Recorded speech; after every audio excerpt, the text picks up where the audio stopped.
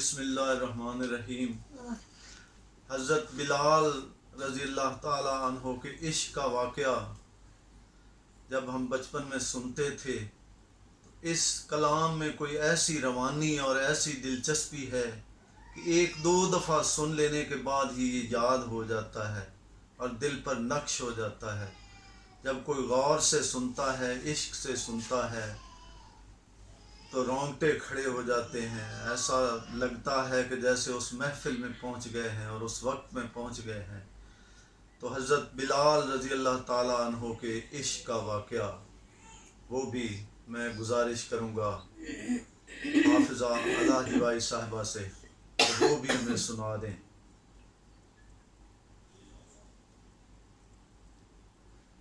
सुभान अल्लाह। सुनी आशिक ने गल सुनी आशिक ने गल सुनी आशिक ने गल गया दिल आंदा हल ते मलाला गया। आया रब नू पसंद आया ए रब नू पसंद किते कारोबार बंद ते जलाला गया। सुभान अल्लाह सुभान अल्लाह।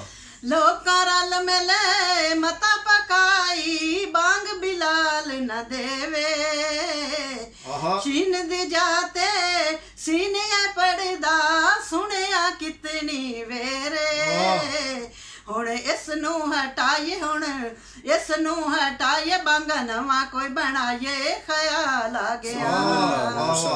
आया रब नू पसंद आया ए रब नू पसंद किते कारोबार बंद ते जलाल आ गया।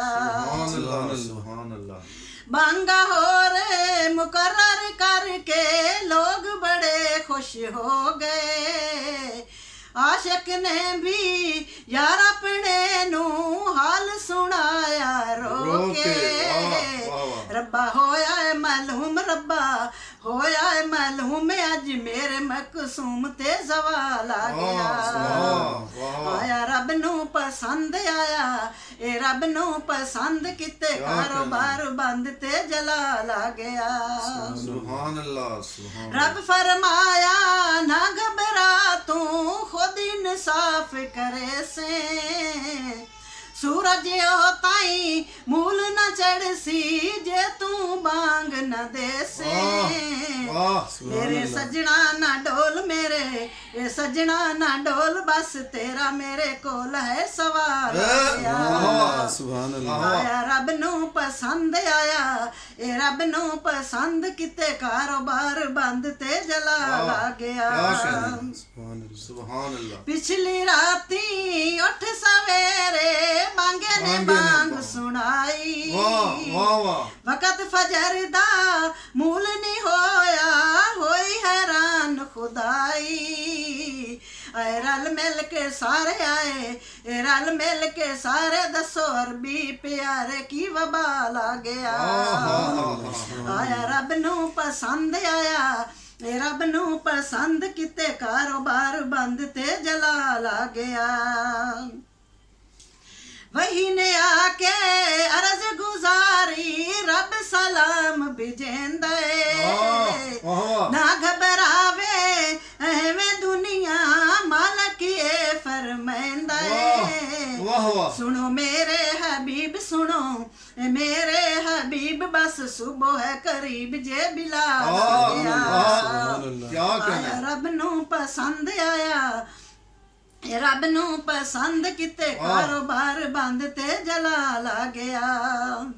पाक नबी दे दर तू वेखो शान बिलाल है पाया। कुदरत दा कानून भी आशिक कर तब्दील दिखाया। होई दुनिया हैरान होई ए दुनिया हैरान वा बिलाल तेरी शान दा कमाल आ गया। आया रब नू पसंद आया ए रब नू पसंद किते कारोबार बंद ते जलाल आ गया। सुनी आशिक ने गल सुनी आशिक ने गल गया दिल आंदा हल ते मलाल आ गया।